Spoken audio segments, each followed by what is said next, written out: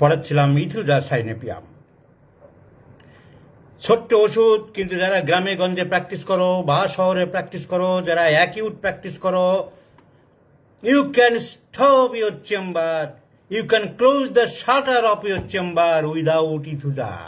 ইথুজা না থাকলে, চেম্বারে ইথুজা 6 বা 30 পাওয়ার না থাকলে তোমার চেম্বার বাপু বন্ধ রেখো। কেন? ছোট ছোট বাচ্চারা দুধ খাবে, দুধ খাওয়ার সাথে সাথেই ফক করে বমি করবে, দুধ খাওয়ার সাথে সাথেই বমি করবে। তা কি হয়েছে? দুধ খাওয়ার সাথে সাথে তো অনেক বাচ্চাই বমি করে। আরে সে বমি এ বমি নয়, এ বমি সে বমি নয়। তাহলে কিরকম? সবাই তো বমি করে জল জল, পাতলা পাতলা, পানি পানি, ওয়াটারি ওয়াটারি, তার সাথে একটু কোয়াগুলেশন মিল্ক মতন থাকতে পারে। কিন্তু এই তো যেন চাপ চাপ দই, চামচে করে ভাঁড়ের দই যেন কেটে পড়ছে, চামচে করে ভাঁড়ের দই যেন কেটে পড়ছে, কার্ড লাইক ভমিটিং। চিলড্রেন তাহলে দুধ সহ্য করতে পারে না। Children who can not digest milk in any way and curd like vomiting, দইয়ের চাপের মতন বমি। আর যেই বমিটা করল, every vomiting is followed by weakness, সাংঘাত গ্রেট প্রস্ট্রেশন। তারপরে দুর্বল হয়ে পড়ে। আর যেই না দুর্বল হয়ে পড়ে, সঙ্গে সঙ্গে আবার নেতিয়ে পড়ে, ঘুমিয়ে পড়ে। তাহলে 3টে লাইন ইথুজা। আবার ঘুম থেকে যেই না ওঠে, পেটেতে কিছু নেই, আবার কান্নাকাটি করে খিদের জন্যে। তাহলে আবার দুধ খাবে, দুধ ছাড়া তো ওর অন্য কোনো কিছু খাবার নেই। আবার বমি করবে, আবার নেতিয়ে পড়বে, আবার ঘুমিয়ে পড়বে, আবার উঠবে, আবার কাঁদবে। এ খেলা চলছে নিরন্তর। This is Aethusa. তাহলে বাচ্চা দুধ সহ্য করতে পারে না, বিশেষ করে গরমকালের দিকে এরকম হতে পারে, তার সাথে পাতলা পায়খানাও থাকতে পারে।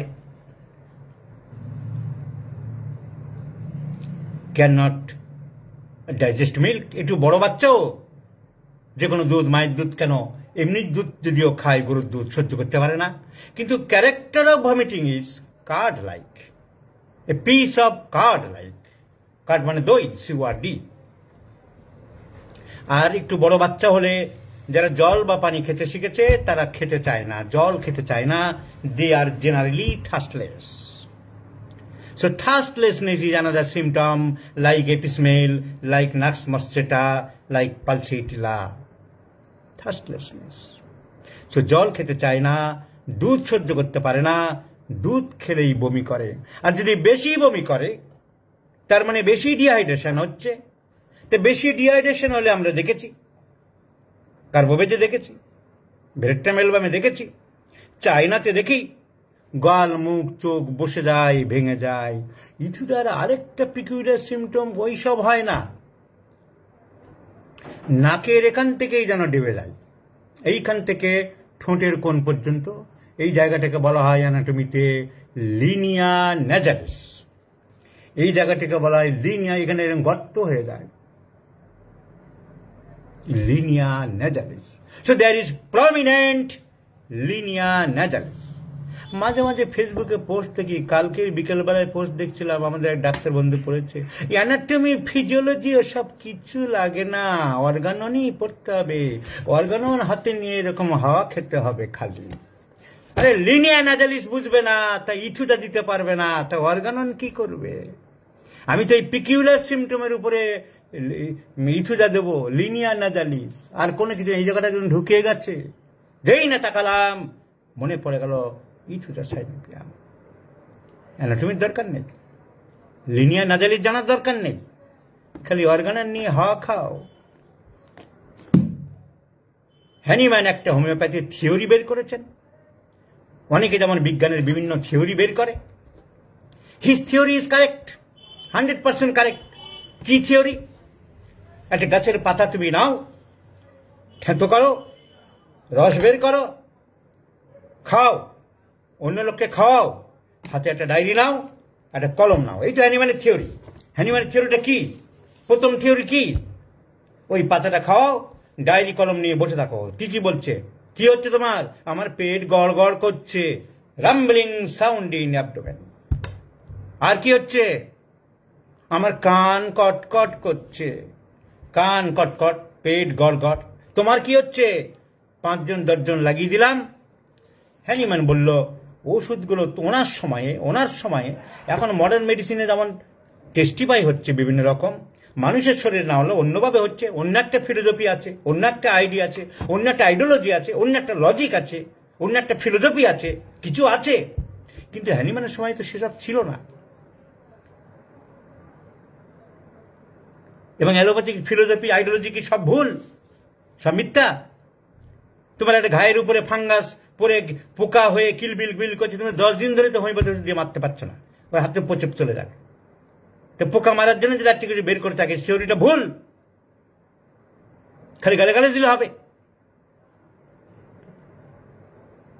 তো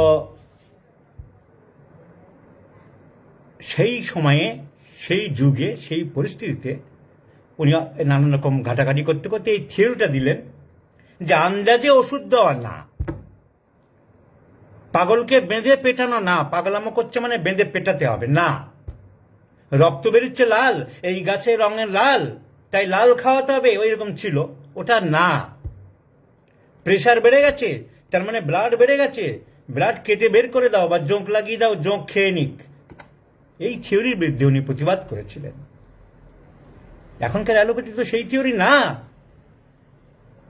হ্যানিম্যান অ্যালোপ্যাথি যে সমালোচনা করেছে, অর্গানন পড়ো, ক্রনিক ডিজিজ পড়ো, অর্গান ক্রনিক ডিজিজ, ওইগুলোই উনি বেশি বলেছেন অর্গানের থিওরিটিক্যাল পার্টে, ক্রনিক ডিজিজ থিওরিটিক্যাল পার্টে। এই চলছে দেশে, এই হচ্ছে দেশে, এগুলো খারাপ, এগুলো অপছন্দ, এগুলো করা যায় না। আর সেগুলো তখন নেই, ওই নিয়ে কাজ করছে না, কি করবো? ওইভাবে তো অ্যালোপ্যাথি মডার্ন চিকিৎসা চলে না। মডার্ন চিকিৎসা এখন কোথায় চলে গেছে তোমাদের আইডিয়া নেই। তোমরা খালি অর্গানন আর ক্রনিক ডিজিজ নাচানাচি করছো। তোমার ব্লাডে এতটা রক্ত জমে গেছে, আর্নিকা বা কোনো ওষুধে বেরোচ্ছে না, তুমি অর্গানন নিয়ে হাওয়া খাচ্ছে, তুমি তো আগে দৌড়াবে ওদের কাছে, ওটাকে কেটে বের করতে হবে। কাটলে তো কি করে কাটবে? ব্যথা না লাগে সে ওষুধ কে বের করলো? তুমি বের করেছো না ওরা বের করেছে? খালি বাদরিং লেকচার যত সব। তাহলে হ্যানিম্যানের এই থিওরিটা ঠিক যে আন্দাজে ওষুধ না, ওষুধকে আমরা খাবো, লোককে খাওয়াবো, পরীক্ষা করব, কাগজ কলম নেব, ডায়েরি নেব, নোট করব, সেই নোটটা আমার কাছে রেকর্ড থাকবে। কোনো বিচার টিচার অর্ডার ফর্ডার, যেমন ইনভেস্টিগেশন রিপোর্ট কোর্টের কাছে জমা থাকে, আমার মেটেমেটিকায় জমা আছে। আমি এবার চেম্বারে ডাক্তারে বসে আছি, রোগী আসলো, বলো কি হচ্ছে? ডাক্তারবাবু, পেটে হর হর গড় গড় শব্দ হচ্ছে। ওই গাছের পাত থেকে আমি করেছিলাম, আমি দেখলাম তাই তো হর হর গড় গড় করে শব্দ হচ্ছে। কুল গাছের পাতায় পেয়েছিলাম, কিন্তু হর হর গড় গড় করে শব্দ বেল গাছের পাতা থেকেও ছিল। কিন্তু কুল গাছের পাতায় আরেকটা ছিল, কানটা টস টস করছে। দেখি তো, জিজ্ঞেস করে, এই তোমার কানে কি কখনো অসুবিধা? হ্যাঁ ডাক্তারবাবু, কানটা বড় টস টস করছে। বাহ, তাহলে তো কুল গাছের পাতার সাথে ওর মিলে যাচ্ছে। এই থিওরি যা আমাদের আয়ুর্বেদ শাস্ত্রে ছিল আগে, সম সমং সময়তি, বিষে বিষ ক্ষয়, হ্যানিম্যানের সেই থিওরি। হ্যানিম্যান তো আয়ুর্বেদ পড়িনি, হ্যানিম্যানের মতন বের করেছে। তো এই থিওরিটা ঠিক, সেটা তো আমি অপমান করছি না, অবজ্ঞা করছি না। তাহলে উনি তখনকার অ্যালোপ্যাথির সম্বন্ধে যে বিরূপ সমালোচনা করেছে, ও তখন বলছেন আইসোপ্যাথি বলে একরকম ওষুধ ছিল, এটা চিকিৎসা গ্যালেন আবিষ্কার করেছে, এইটা ছিল, ওইটা ছিল, সেগুলো আমার এখন এত জেনে কি হবে? এখন তো সে আইসোপ্যাথি নেই, এখন তো সে অ্যান্টিপ্যাথি নেই, এখন তো এই স্কিন ডিজিজ, এই সারাতো, এই মলম লাগাতো, এই পারদ লাগাতো, এই জন্য এই হচ্ছে, এই পারদ দুষ্ট, অমুক দুষ্ট, সিপিলিস এই হয়। সিপিলিস তো রোগই উঠে গেছে। হ্যানিম্যানের সিপিলিস তো সিপিলিস রোগ সম্বন্ধেই বলা।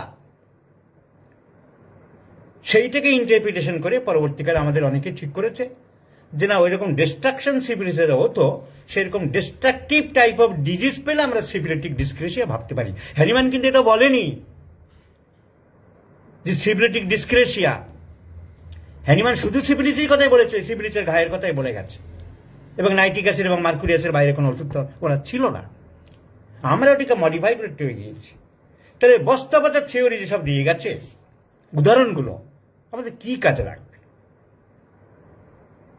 বই নিয়ে পড়ে থাক, ওনার অর্গানন বইয়ের ভিতরে যেটুকু জানার, যেটুকু নেওয়ার আমাদের কাজে লাগবে, আমরা নিশ্চয়ই নেব। থিওরিটিক্যাল পার্টে শুধু অ্যালোপ্যাথির সাপ্রেশন কি করে গেছে, এটা তো অ্যালোপ্যাথির দ্বারাও আজকাল অ্যাকসেপ্টেড যে হ্যাঁ সাপ্রেশন হয়। অ্যালোপ্যাথিক বড় বড় ডাক্তাররা বলে, পালমোনোলজিস্টটা, তোমার আমি এই ওষুধ দিলে কিন্তু শ্বাসকষ্ট হবে, এই তোমার এই মলম দিলে সারে যাবে তাড়াতাড়ি, কিন্তু তোমার দেওয়াটা ঠিক না, আমি দিতে চাইছি না। ওরা নিজেরাই বলছে। হ্যানিম্যানের সময় বলতো না, করতো না। হ্যানিম্যান সেটা বুঝিয়েছে। হ্যানিম্যানের অর্গানন শুধু হোমিওপ্যাথদের জন্য না, হ্যানিম্যানের অর্গানন দুনিয়ার সাধারণ মানুষ, তখনকার যে অর্থোডক্স ফিজিশিয়ান, সবার জন্য, যে তোমরা ভুল করছো, এই জিনিস ঠিক না, আমি পরীক্ষা দিয়ে দেখাচ্ছি, আমি উপলব্ধি করেছি, আমি তোমাদের প্রমাণ দিচ্ছি। তো সেটা তো অ্যাকসেপ্টেড হয়ে গেছে। এখন তো সেই জিনিস নেই। তাহলে ওই ইন্ট্রোডাকশন পার্ট, থিওরিটিক্যাল পার্ট আমাদের কোনো প্রয়োজনই নেই আজকাল সময় নষ্ট করা। তার বদলে আমি ডায়াবেটিস মেলিটাইজেশন জানবো না, প্যানক্রিয়াটের ক্যান্সার জানবো না, অন্যদিকে বাজে সময় কেন নষ্ট করতে যাবো? অর্গানের ভিতরে ডিজিজ 2 প্রকার, ও জেনে রাত দিন একই জিনিস কি পড়বো? ওষুধের প্রাইমারি অ্যাকশন আছে, সেকেন্ডারি, রাত দিন কি লাগে এত অর্গানন পড়া? লাস্টের দিকে বলেছো গায়ে হাত বোলাও, তাহলে অনেক ভালো হবে। গায়ে হাত বোলালে ভালো হবে? হ্যানিম্যানের সব কথা কি অ্যাকসেপ্টেবল? মেসমেরিজম বলে গেছে। তো এত যে অর্গানন বাবুরা কচকচানি করে, কেউ মেসমেরিজম তো কচকচানি করো না। উনি ওনার আইডিয়া তখনকার দিনে চিন্তা ভাবনা করে দিয়ে গেছে। তার কতটা আমাদের আজকের দিনে গ্রহণযোগ্য, কতটা গ্রহণযোগ্য না, আমাদের বিচার বিবেচনা করতে হবে। দি theory is accepted, the formula is accepted. সেই ফর্মুলাকে হেরিং এগিয়ে নিয়ে গেছে। তো লিনিয়ার অ্যানালিসিস দেখো, বই দেখাচ্ছি এবার আমি। আর ইথুটাতে কি থাকে? ইথুটা এক্সামিনেশন ফাঙ্ক, পরীক্ষার আগে প্রচন্ড ভয় পায়, নার্ভাস বোধ করে। মেয়েরা বিশেষ করে পরীক্ষা দিতে গেলে হাত পা কাঁপে, সে এরকম ক্ষেত্রে ইথুটা 30 বা 200 দু একটা ডোজ দেওয়া যেতে পারে। আর কি, এপিলেপসির আগে একটা ওয়ারা বলে জিনিস হয়। শরীরের যে কোনো জায়গায় একটা নার্ভাস স্টিমুলেশন হয়, সুরসুর করে ওঠে সেই জায়গাটা, তাকে বলা হয় ওয়ারা। ওয়ারা কখনো ঘাট থেকে হয়, ওয়ারা কখনো কান থেকে হয়, ওয়ারা পা থেকে, বুক থেকে হয়, এখান থেকে হয়। এরকম নানান রকম ওষুধ আমাদের আছে। আগুনের গোলা দেখে 2 রকম হয়, একটা ওয়ারা এরকম শিরশির করে ওঠে, আবার ভীষণ কিছু উল্টো পাল্টা জিনিস দেখে, ভূত, ওই আগুন জ্বলছে, একটা দৃষ্টি বিভ্রম, একটা শ্রবণ বিভ্রম। তা ইথুটাতে ঘরের মধ্যে যেন ইঁদুর দৌড়ে যাচ্ছে, ফিটের আগে মনে করে ইঁদুর দৌড়ে যাচ্ছে। এগুলো 3rd ক্লাস ক্লিনিক্যাল সিমটম। তাহলে মেন সিমটম যেটা আমি বললাম, দুধ সহ্য করতে পারে না, চাপ চাপ বমি করে, আর পিপাসা থাকে না, বমি করার পরে দুর্বল হয়ে পড়ে, নেতিয়ে পড়ে। This are the main symptoms of Aethusa. দুধ মোটেই সহ্য করতে পারে না। আমরা যদি স্টোমাক খুলি, মিল্ক ডিজ্যাগ্রি, আমরা দেখব ডিজঅর্ডার্ড মিল্ক। ইথুটা নেই, ইথুটা বসাতে হবে। দেখো, ডিজঅর্ডার্ড স্টোমাক, ডিজায়ার, তারপরে আরম্ভ হলো ডিজঅর্ডার, সহ্য হয় না, মিল্ক, ইথুটার নাম নেই। Nitric acid is main important drug, Sepia, natrum কাট, এই 3টে ওষুধে মোটেই দুধ সহ্য হয় না, মনে রেখে দিও। ক্যালকেরিয়া কাট, ন্যাট্রাম কাট, lycopodium, nitric acid, CPR, sulphur, এদের দুধ সহ্য হয় না। আচ্ছা, এখানে ইথুটা পেলাম না, কিন্তু আমি ইথুটা আর অন্য কোথাও কি দেখতে পারি? হ্যাঁ, পারো। কোথায় দেখতে পারো? খাবার দাবার যদি স্টোমাকে কিছু না পাই, তাহলে আমি দেখব জেনাইটিস ফুড চ্যাপ্টারে দেখবো। আর সিনথেসিস রেপার্টরিতে স্টোমাকে রাখেইনি, একেবারেই সব জেনাইটিসে দিয়ে দিয়েছে। তো জেনাইটিসে আমি ফুড চলে যেতে পারি, দিয়ে ওখানে আবার মিল্ক দেখতে পারি। Food, milk aggravates. দেখো, generalities, food, milk aggravates.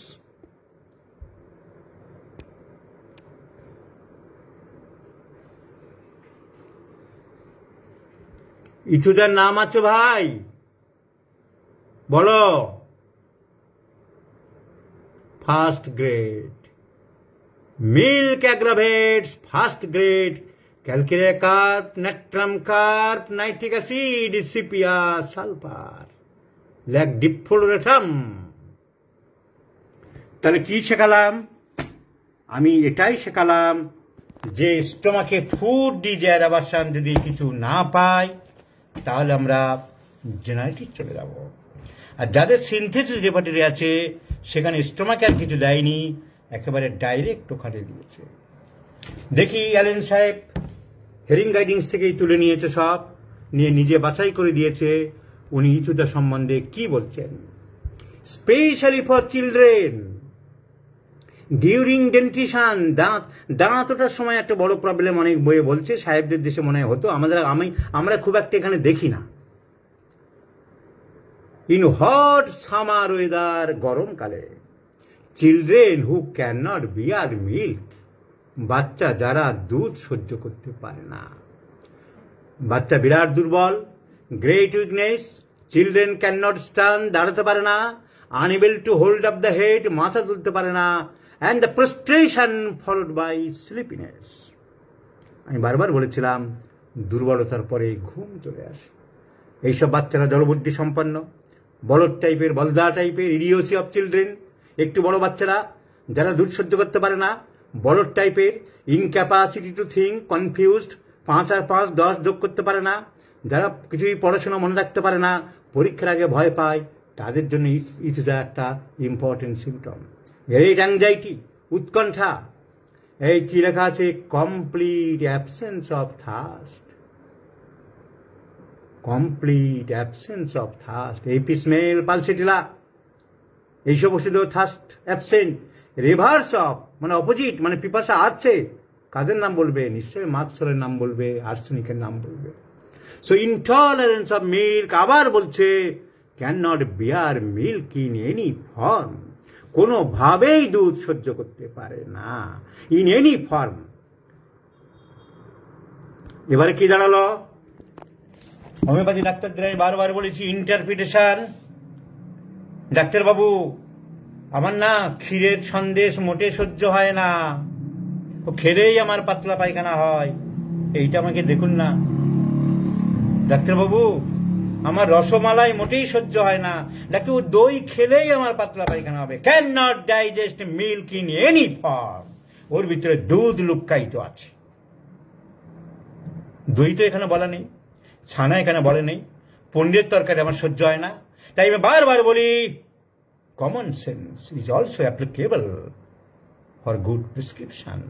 Two be a good prescriber you should apply your common, not only knowledge of mathematica, not only knowledge of organon of medicine, chronic disease, practice of medicine, but your sixth sense, common sense, your keen observation, your intellect. So children cannot bear milk in any form. আর একটা কি, এপিলেপসির সময় চোখ সাধারণত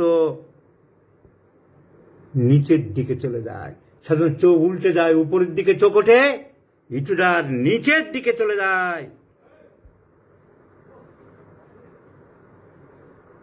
দেখো এখানে যেখানে হঠাৎ করে এখানে পড়ালাম চারিদিকে লোকজন, বেশি জোরে কথা বলতে অসুবিধা হচ্ছে।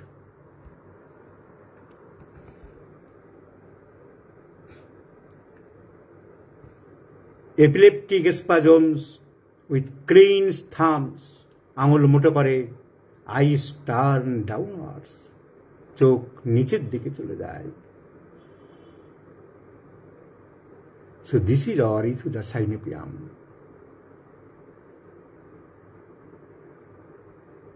ওয়েল মার্কড লিনিয়া ন্যাজালিস, এখানটা দেখো যেখানে ক্যামেরা ফোকাস করেছি। Great anxiety, weakness, drowsiness and well marked linea nasalis. তাহলে লিনিয়া নাজালিয়া তুমি অ্যানাটমিতে যদি না জানো, যে নাকের ফুটোর থেকে আরম্ভ করে ঠোঁটের কোণা পর্যন্ত গর্ত হয়ে যায়, তুমি পোস্ট দিচ্ছ, অ্যানাটমি পড়ার দরকার নেই। একটু চিন্তা করবে না বন্ধু যে লিনিয়া নেজালিয়া কি করে জানবো? তাহলে আমরা পড়লাম ইথোজাসায়ানেপিয়াম, ভেরি ভেরি ইম্পর্টেন্ট মেডিসিন। দুধ মোটেই সহ্য করতে পারে না, দুধ কোনোভাবেই সহ্য করতে পারে না। সে দুধের মিষ্টি হোক, মায়ের দুধ হোক, গ্লাসের দুধ হোক, বড়দের ডায়রিয়া হতে পারে, পাতলা পায়খানা হতে পারে। বাচ্চা বিশেষ করে চাপ বমি করে, বাচ্চাদের পক্ষে খুবই কষ্টকর, কারণ তার তো দুধই হলো প্রিন্সিপাল ফুড, ওইটাই তো মেন খাবার, অন্য খাবার তো খাবে না। কিন্তু যেই দুধ খাচ্ছে বমি করছে চাপ। আর যদি চাপ বমি না করে, ক্যালকিউলেট কাট, ন্যাট্রাম কাট, sepia, nitric acid, sulphur, symptom মিলিয়ে দিতে হবে আমাকে, যার সিমটম মিলবে। কিন্তু চাপ বমি করবে, আবার নেতিয়ে পড়বে, ঘুমিয়ে পড়বে, দুর্বলতা আসবে, উঠবে, আবার কাঁদবে, আবার খাবে, আবার চাপ বমি করবে, আর পিপাসা নেই। Good night all of you. হ্যানিম্যানের কথা আমার কথা নয়। অড ইজ সেবার challenge accepted. I have accepted your challenge.